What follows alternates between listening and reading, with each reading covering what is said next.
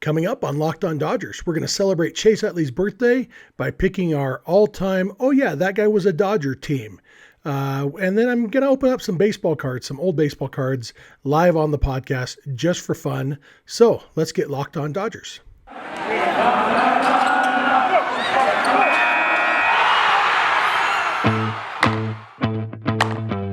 You are Locked On Dodgers, your daily Los Angeles Dodgers podcast. Part of the Locked On Podcast Network, your team every day.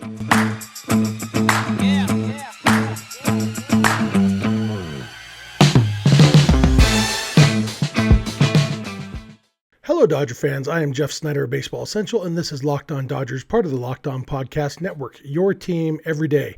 Vince and I were going to do a split episode today, but I think I probably have enough to fill up the whole thing. Vince is seeing the new Spider-Man movie, one of those comic book movies, tonight, and so I think I'm going to give him a little early Christmas present by surprising him when he gets out of his movie by saying, hey, you don't have to record half an episode or anything. So that's the plan for today. I want to thank you for making Locked On Dodgers your first listen every day. Remember, this show is free and available on all podcast platforms and on YouTube simply by searching for Locked On Dodgers. This is the daily podcast covering the Los Angeles Dodgers, bringing you the smart fans' perspective on our boys in blue. And like I said, today is Chase Utley's birthday. He turns 43 today. It's always Chase Utley's birthday is always a hard day for me because it reminds me how old I am. Because my little brother will be 43 in 3 days. And so he's basically the exact same age as Chase Utley. Now, Chase Utley's been retired for 3 years, and he spent the last 5 years or so of his career being called an old man, which means for the last 8 years, this guy, who is the age of my younger brother, has been an old man. So I guess that makes me a super duper old man, in case we didn't already know that. But to celebrate Chase Utley's birthday, I started thinking about guys who fit the Chase Utley mold of guys who were excellent players, but played the bulk of their careers with teams other than the Dodgers. And it's almost an afterthought. You know, we have a lot of love for Chase Utley. He's still in the organization. But overall, I mean, Chase Utley, if and when he's elected to the Hall of Fame, he's going to have a Phillies hat on his plaque. You know, and that's kind of, you know, not everybody I'm picking on this team is going to be a Hall of Famer. A lot of them are. And none of them would show up in the Hall of Fame with Dodgers on their hat, but they did play for the Dodgers. So that was kind of my criteria there. And so at first I was just going to pick a lineup, but I ended up doing a whole 26-man roster. And I need you to know up front, this roster is heavily weighted towards offense. The defense, it wouldn't be bad defense. In fact, it would be very good defense in a lot of ways, but there's not a lot of depth. For example, there's, you know, not a lot of backups at some of the important defensive positions and whatnot. There's, you know, 4 or 5 guys on this roster who were probably mostly DHs in their career, but, you know, they also played some first base. And so, and I am using the DH. I'm assuming that Major League Baseball is going to implement the universal DH. And so I am too. So we're going to have a 26-man roster. And let's just jump in. I'm going to start with the pitching staff. Pitching staff, I went with a 10-man pitching staff, not this traditional current 13-man pitching staff. I went with a 10-man and maybe even a 6-man rotation. And so we're talking 6-man rotation and just 4 relievers. And so, but you know, if these guys, you'll hear the names, you're like, oh yeah, if he's only going once every 6 games, he can easily go 7 or 8. And, you know, 4 relievers should be plenty. So let's start with the pitching staff. My starting pitchers, Greg Maddux, obviously, had 2 different stints with the Dodgers, but is, you know, definitely most well known for Braves and Cubs. But, you know, easy first pick as my first starting pitcher. And a close number 2, Pedro Martinez. Started his career with the Dodgers, as we all know. The reason that Dodger fans of a certain age still curse the name of Delino DeShields, even though at the time it wasn't a terrible trade. We hope that we don't end up cursing the name of, you know, Max Scherzer if Josiah Gray turns into the next Pedro Martinez or whatever. You know, that's always the risk when you're trading prospects. But a 1-2 punch of Maddux and Pedro Martinez is pretty darn good. Now, my third starter is a guy whose name I just said, Max Scherzer. You know, he came over, he pitched, 13 games for the Dodgers. He's now signed with the Mets, and so he's going to go into the Hall of Fame at some point, probably with a Nationals hat on, I guess. It definitely won't be a Dodger hat, though. But we had some good moments with Scherzer, and, you know, when we're taking his overall body of work as a pitcher, yeah, he's an easy number 3 starter there. Then I'm going with Juan Marshall. Pitched almost his entire career with the Giants, came over to the Dodgers at the very end, which is a really interesting move, specifically with Juan Marshall, because his most infamous moment in baseball was when he attacked Johnny Roseboro, the Dodgers catcher, with a bat. It actually kept Marshall out of the Hall of Fame for a while. He was a deserving Hall of Famer, and the voters wouldn't vote for him until Johnny Roseboro kind of went to bat for him and said, look, it's time to let bygones be bygones and move on, and put him in the Hall of Fame. So Marshall is your number 4 starter. That's a pretty good rotation. Numbers 5 and 6, I'm going with Jim Bunning and Rick Sutcliffe. Jim Bunning is, Hall of Fame pitcher, pitched with the Dodgers at the very end of his career. Rick Sutcliffe, not a Hall of Famer, but a very good starting pitcher, a Cy Young Award winner in 1984, and actually started his career with the Dodgers, won the Rookie of the Year award in 1979 with the Dodgers, I believe. Played a couple seasons with the Dodgers and then got traded. And so, I feel like as your 6th starter, if your 6th starter is Rick Sutcliffe, your rotation is in pretty good shape. And so, like I said, with those 6 starters, you're probably expecting at least 2 or 3 complete games each time through the rotation. And so you're going to be okay with just 4 relievers. And I went with Jesse Orosco and John Candelaria, who are about basically the same person in my mind. I know they're different people. I can even, if you showed me pictures of both, I'd know which was which. But they're both left-handed relievers who didn't spend much of their careers with the Dodgers, but did. Candelaria actually started a lot in his career, but by the time he was a Dodger, he was a reliever. Both really good left-handed pitchers. Then Todd Worrell, who was a great closer with the Cardinals, ended up coming over to the Dodgers and was a solid closer for them for a little bit. And then Hoyt Wilhelm, who is a Hall of Famer and pitched a long time, and a little bit of that time was with the Dodgers. And so I feel like a bullpen of Wilhelm, Worrell, Candelaria, and Orosco behind a rotation of Maddox, Pedro, Scherzer, Marshall, Bunning, and Sutcliffe. As far as 10-man, and in my perfect world, every team would have a 10-man pitching staff. That's how baseball would be. I think that would fix a lot of things with offense and pace of play and all of that. But nobody asked me because hashtag Jeff for commissioner hasn't happened yet. But in my perfect world, if my perfect world is a 10-man pitching rotation, I figure out how to do that in this fun little exercise. So that's my 10-man pitching staff, and I'm going to come back in a minute. I'm going to talk to you about the 16 position players on my roster. I want to thank you for making Locked On Dodger your first listen every day. We really appreciate it, and keep it Locked On Dodgers. Hey, Built Bar. I've told you about Built Bar. It's delicious. Have you tried it yet? I'm asking. Answer the question, yes or no. No? Come on. Go to Built.com, look at all the flavors, and recognize the fact that they're all covered in chocolate, and they're all delicious. I know you're eating a lot of delicious food right now. Christmas time is a time to eat a lot of good food. Throw some Built Bars into that mix, because those are the ones you can keep eating in January without feeling guilty. December is a great time to eat a bunch of crap. January, you're going to want to start eating healthy, and Built Bar is the way to do that, because they are low sugar, low carb, low fat, high protein. Everything you want to be low is low. Everything you want to be high is high. And they are delicious. I have my favorites. The coconut brownie chunk is delicious. The cookie dough chunk is delicious. The grasshopper one, real good. So they have a ton of different flavors. Go look at their flavors. You're going to find something you like. If you go to Built.com and use promo code LOCKED15, you will get 15% off your next order. That's LOCKED15 at Built.com for 15% off. All right, I'm back, and it's time to pick our position players for this little exercise we're doing. I'm going to start at second base just because the reason we're doing this is Chase Utley's birthday, and Chase Utley is my starting second baseman. And that now I'll go around. My starting catcher, I had a hard time here. I'll tell you, my 2 catchers on the roster are Gary Carter and Mike Piazza. Now, Piazza is almost an asterisk on this because Piazza was very, very good for the Dodgers. He was Rookie of the Year. He was a multiple-time All-Star.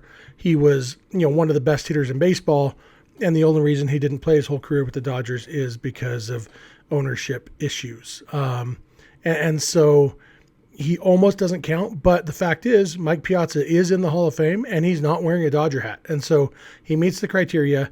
And so while he's recent enough that a lot of us remember him as a Dodger, but he's one of my catchers. Gary Carter is the other. And it's probably going to be a straight up platoon, I don't know, put I'd say put Piazza at DH some days, but you're going to see we're going to have a bunch of DHs on this roster. One of the big challenges of this, besides not having a focus on defense, is finding at bats for all these guys, because there's going to be a lot of guys thinking, man, I'm in the Hall of Fame and I'm the third string first baseman or whatever. But that's the nature of these fantasy teams that you put together. So let's put Mike Piazza as a starter, Gary Carter as the backup catcher. First base, I've got 3 first basemen on the roster.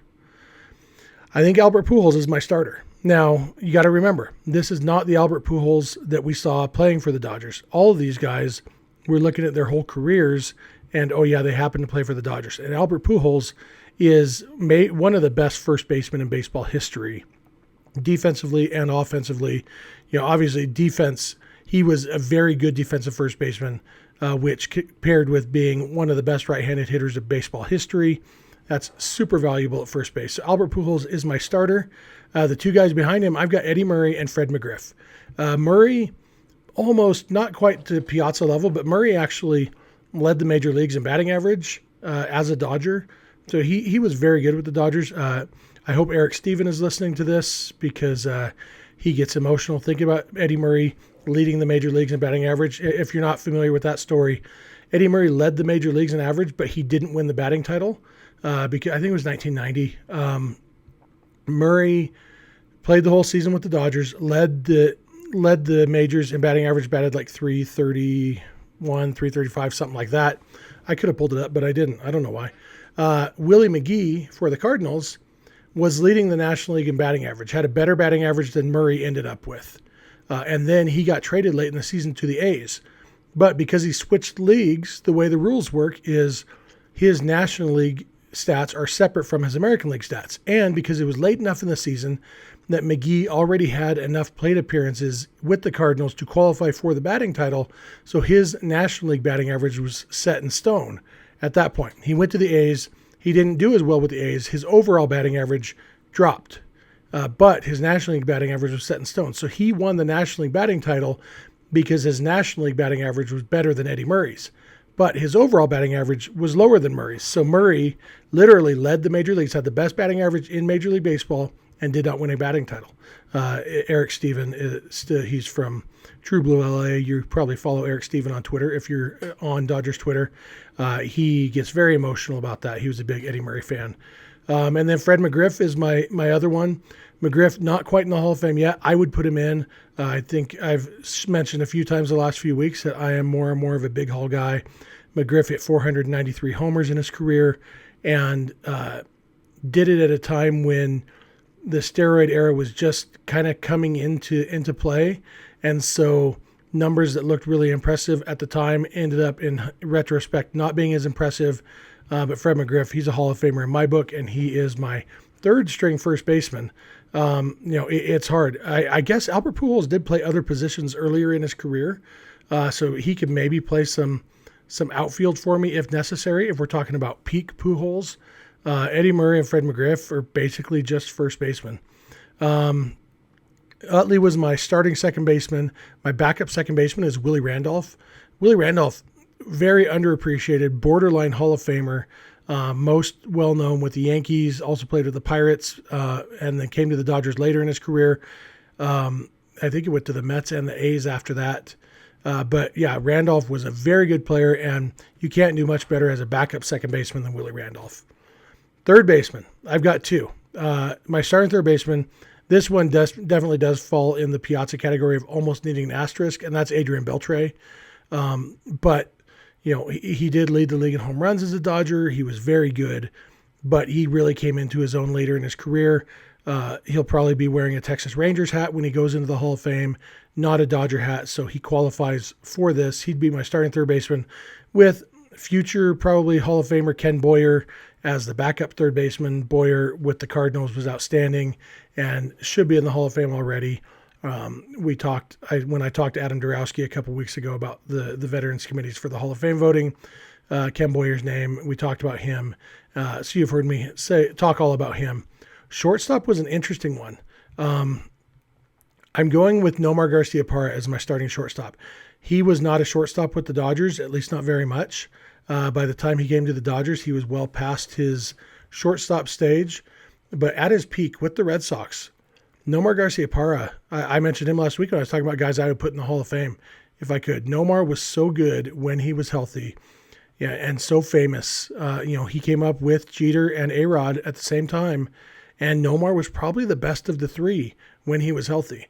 So he's an easy pick for my starting shortstop. My backup shortstop is Jimmy Rollins, who with the Dodgers was not very good at all, but with the Phillies, he was very good. He won an MVP award with the Phillies. He probably didn't deserve it. I think when he and Ryan Howard both won their MVP awards, I think Chase Utley, their fellow infielder, was better than both of them in both of those seasons. But Jimmy Rollins, very good player for a long time, just not when he was with the Dodgers. Now we move to the outfield. Left field, easy. Ricky Henderson. Ricky Henderson played with almost every team in baseball. That includes the Dodgers. He was 40-ish when he played for the Dodgers and wasn't at his peak anymore. But Ricky Henderson, one of the best players in baseball history, easy pick for my starting left fielder. Center fielder is a little bit harder emotionally. I picked Andrew Jones. Andrew Jones should be in the Hall of Fame, will eventually be in the Hall of Fame, and is legitimately one of the best center fielders in baseball history. I don't like Andrew Jones at all. Andrew Jones was my least favorite player in baseball, even before he came to the Dodgers and was terrible. Andrew Jones played for the Braves, who at the time were my least favorite team in baseball. I know the Giants are the Dodgers' big rival. I'm supposed to say the Giants are my least favorite team. But as a teenager, I was 14 in 1991. I grew up watching games on TBS in the late 80s, and there was nobody at the stadium. The team was terrible. The fans were terrible. And the broadcasters were terrible, but it was baseball, so I watched it. And then 1991, the Braves get good, and suddenly everybody's a Braves fan. And it just drove me crazy. And then Andrew Jones came in a few years later and was part of that team. My dislike for the Braves started in 1991 when they beat out the Dodgers for the National League West division title. Dave Justice, couldn't stand him. Chipper Jones came along eventually. I couldn't stand him. Andrew Jones came along, couldn't stand him. Andrew Jones was probably my least favorite of all of them. And then he comes to the Dodgers. And I was like, okay, fine. At least he's good. And then he was terrible. Terrible with the Dodgers. Went on to the White Sox and the Yankees, was better for them. Really, the only team he was terrible for was the Dodgers. But overall, he's a Hall of Fame center fielder. So he's a pretty easy pick for my center fielder on this team. Right field, I'm going with Frank Robinson. Frank Robinson, Hall of Famer. Only player to win the MVP in both leagues. I think he still is the only one. I know he's the first one. Won it with the Reds and the Orioles. Won a Triple Crown, I think. Just outstanding. 583 career homers, I think. A lot of numbers I could have looked up, but I didn't. But somewhere in that ballpark anyway. 583 or 586 sounds familiar to me. But just outstanding player. He was the first black manager in the major leagues, so I didn't pick a manager for this. Robinson, he never managed the Dodgers, and that's the problem. The Dodgers don't have a lot of, I guess Joe Torre could be the manager of this team if I went with that. But Frank Robinson, outstanding hitter, one of the best hitters in baseball history, great right fielder on this team. And then I've got two DHs, Jim Thome and Bobby Abreu.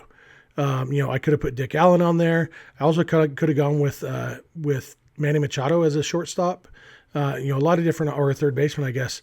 A lot of different options. But I went Jim Thome and Bobby Abreu. Thome, obviously, the power. He's already in the Hall of Fame. Abreu actually played some outfield, so he could, spell somebody in the outfield if he had to. Later in his career, he was mostly a DH, but also he was a very good base runner. Took a lot of walks, great on-base percentage, ran fast, and had a lot of power. So Bobby Abreu is my second DH, and that's my 26-man roster. For the rundown again, Gary Carter and Mike Piazza, Albert Pujols, Eddie Murray, Fred McGriff, Chase Utley, Willie Randolph, Adrian Beltray, Ken Boyer, Jimmy Rollins, Nomar Garciaparra, Ricky Henderson, Andrew Jones, Frank Robinson, Jim Thome, Bobby Abreu, Greg Maddux, Pedro Martinez, Max Scherzer, Juan Marshall, Jim Bunning, Rick Sutcliffe, Hoyt Wilhelm, Todd Worrell, John Candelaria, and Jesse Orosco. That is my 26-man roster, and I think we could win a few games with that team. So I'm going to come back in a minute. I'm going to open up some baseball cards on camera because I just bought some boxes of some old baseball cards, some of my favorite sets. And I'm just going to go ahead and open those and just talk about who I get. And, we'll see if there's any Dodgers in there. We'll see what I get. It's going to be news to me like it's news to you, and it should be fun. So keep it locked on Dodgers. BetOnline has you covered all season with more props, odds, and lines than ever before as football season continues the march to the playoffs. BetOnline remains your number one spot for all the sports action this season. Head to our new updated desktop or mobile website to sign up today and receive your 50% welcome bonus on your first deposit. Just use our promo code LOCKEDON to receive your bonus. From basketball, football, NHL, boxing, and UFC, right to your favorite Vegas casino games, don't wait to take advantage of all the amazing offers available for the 2021 season. BetOnline is the fastest and easiest way to bet all your favorite sports. BetOnline, where the game starts. All right, I'm back, and I want to thank you one more time for making Locked On Dodgers your first listen every day. We really appreciate it. We love talking Dodgers with you. We hope you love listening to us talk Dodgers. And now that I've mentioned a bunch of guys who technically were Dodgers, but you don't necessarily think of as Dodgers, I'm going to open up some baseball cards. I'll do one pack. We'll see how long that takes. I don't want to waste too much of your time here. Not waste of time. It's never a waste of time to listen to me talking about baseball, but you know what I mean. So the pack I'm opening is 1987 Topps, and it's my favorite set. Maybe my favorite set. 84 Topps was the first set when I started collecting baseball cards. So 84 Topps has a special place in my heart. But these 87 Topps, my brother and I call them the Woody set. It's the ones with the wooden wood-looking border. You'll see. I hope. I just realized I'm recording this in a way that I can't see the video. So hopefully I'm good enough to show these cards so that you can see them on the camera. But we'll see. So I'm opening up the pack right here. One of the great things about 1987 baseball cards is you've got 34-year-old gum. I am not going to eat this because 34-year-old gum, for the first 2 seconds, it tastes like nostalgia in your childhood, and then it dissolves in your mouth, and it tastes like Satan vomited in your mouth. And that's not an experience I want to have. I actually have another piece right here from a pack I opened the other day from 1981 Donruss. So this one's even 6 years older. It's actually translucent a little bit. Ew. So we're not going to do that, but I'm going to flip these cards over so they're all face up, and then we are going to see what we got. Our first one, Blue Jays manager Jimmy Williams. Not much to say about Jimmy Williams except Jimmy with one M. You don't see that very often. Good enough, though. Vaughn Hayes, Phillies first baseman mostly. Vaughn Hayes, if I remember right, a lot of girls thought he was good looking. I can't tell in this picture, but I think he was one of those dreamboat kind of players. Maybe I'm wrong about that. Wayne Tollison, he's on the Yankees in this picture. I think of Wayne Tollison as a Ranger more than a Yankee. I don't even have my reading glasses on, but yeah, he did start with the Rangers. Looks like he came over to the Yankees in mid-1985, so just shortly before this. Jose De Leon. Jose De Leon is really interesting. He's not the Jose De Leon that the Dodgers eventually traded for Logan Forsythe. Different Jose De Leon. And Jose De Leon, 2 different times in his career, he had to be removed from his team's starting rotation because he was about to lose 20 games, and they didn't want him to lose 20 games in a season. And so they took him out of the rotation. One of them was 1985. The Pirates did it, and then the White Sox did it probably just a year or two after this. This was his first year with the White Sox, 1986. But yeah, 2 different times his team had to take him out of the rotation. 1985 with the Pirates, he was 2-19 when they took him out of the rotation for the last couple starts so that he wouldn't get 20 losses. I'm just going to leave my glasses on because then I can see the backs of the cards. Here we have Steve Sax, our first Dodger. Steve Sax was my brother's favorite player growing up. My brother was little and fast, just like Steve Sax was. So my brother wore number 3 all the time. I took a cue from my brother. I thought, well, if his favorite player is going to be the little fast guy, mine should be the big lumbering guy who isn't very good, but tries hard. So my favorite player was Mike Marshall, and I would have worn number 5 like Mike Marshall, except that in Little League, you just get the numbers that like the sizes go up based on the number. So I was always number 13 or 14, however many numbers there were, because I always had the biggest jersey because I was the biggest kid. So you know what, maybe that accounts for some of my long-standing issues. Next card is Ed Romero. I, like everyone else among baseball fans, have nothing to say about Ed Romero. Even the back of Ed Romero's card doesn't say anything about Ed Romero. It just has, on this date, April 20th, 1977, Gary Carter hit 3 consecutive home runs in one game. Gary's 1977 Topps card was number 295. So That's interesting about Ed Romero, apparently. Up next, this is one we got some Dodger ties. Jerry Hairston. This is Jerry Hairston Sr. His dad had also played I think he played in the major leagues. I know he played in the Negro leagues, and maybe he never did play in the big leagues. But Jerry Hairston Sr. did, and then his two sons, Jerry Hairston Jr. and Scott Hairston, played in the big leagues. Jerry Hairston Jr. played with the Dodgers, still works with the Dodgers as a announcer at times, and I think hit a home run in an old timers game. So that's Jerry Hairston. Up next, this is a card that some people might be pretty excited about. Mike Greenwell. Mike Greenwell was a very good player. This is probably his rookie card. And Mike was voted MVP of his Little League team.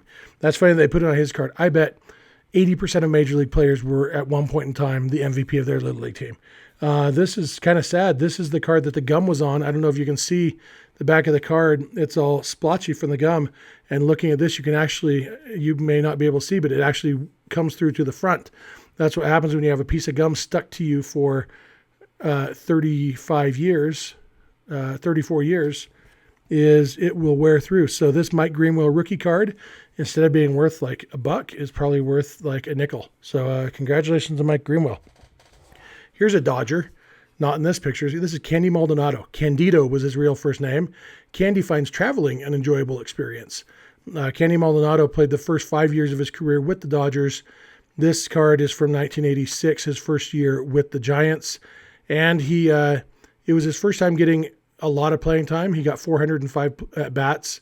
His previous career high with the Dodgers was 254, and he had 18 homers in this season, slugged 477. It's so funny to see the stats that they put on here compared to what we have now. But he had 14 game-winning RBIs that year, which were a stat back then. Basically just meant who drove in the winning run that put them ahead to stay. And Candy Maldonado did that 14 times. He was a pretty decent player for the Dodgers and then for the Giants.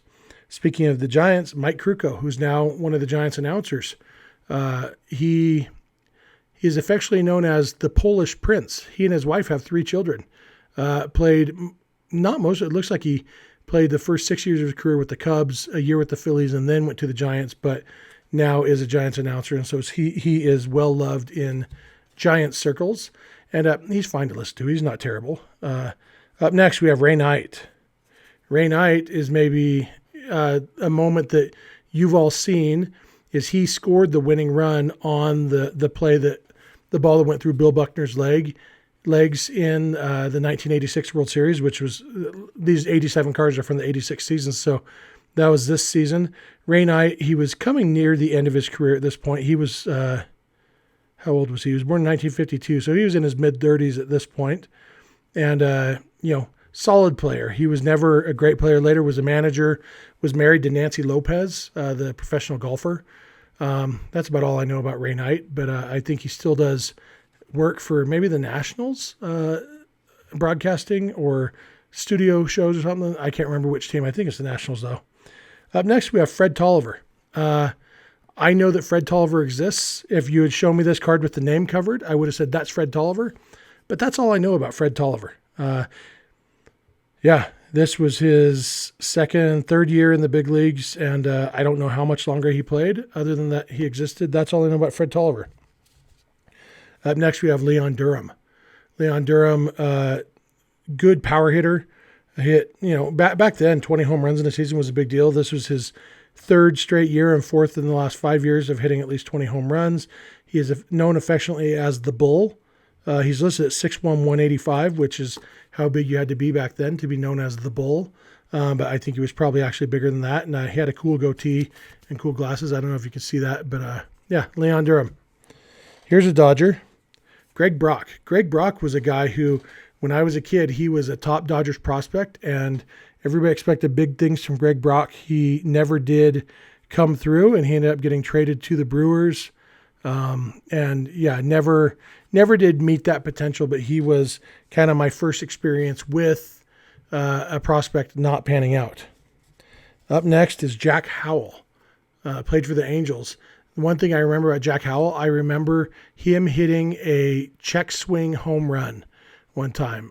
When he was a left-hand hitter and he shot it down the left field line, but it was a check swing, really weird. But I wonder if there's video of that somewhere. I remember it happening, but I don't remember many of the details really. But Jack Howell, he was supposed to be kind of the successor to Doug DeCinces as the Angels third baseman. He never really was very good, but he and his wife have one son, Joshua. So that's interesting, I suppose. 2 more cards. Dave Gumpert. Dave Gumpert existed. This is one, very few. There are not many cards from this era that most of the time, if you hold it up to me with the name covered, I can tell you who it is. Dave Gumpert, I would not have gotten. This card doesn't look familiar to me. I probably own 50 of this card, and yet I don't know that I've ever seen it before. His boyhood hero was Al Kaline. He did grow up in Michigan as a Tigers fan. He lettered in cross country and baseball in high school, was second team All-American as a college senior. So that's Dave Gumpert, a pitcher for the Cubs. Nothing about him. Last one. This is actually a good card to end on. Jim Sunberg. Jim Sunberg was a catcher for a long time. He's on the Royals here. He was best known for his time with the Rangers and Dodgers connection with Jim Sunberg. Back in 1982-ish, the Dodgers and Rangers had actually agreed on a trade for the Rangers to send Jim Sunberg to the Dodgers, and in exchange, they were going to receive a package that included a young minor league pitcher by the name of Orel Hershiser. Lucky for Dodger fans, that trade didn't work out. It ended up getting nixed. Sunberg stayed with the Rangers. Orel stayed in the Dodgers minor leagues, and eventually, as you may or may not recall, ended up being a pretty decent pitcher for the Dodgers. So that's it for that pack. 16 cards, I think, is what they used to put in there. Some Dodger connections there. And you know what? Depending on how long this lockout goes, I've got a lot of cards. I've got 87 Fleer sitting up here too that maybe I'll open a pack of those next time. But that's going to do it for me today. Thank you all for listening. I really appreciate it, or watching, whatever you're doing. Thank you for making Locked On Dodgers your first listen every day.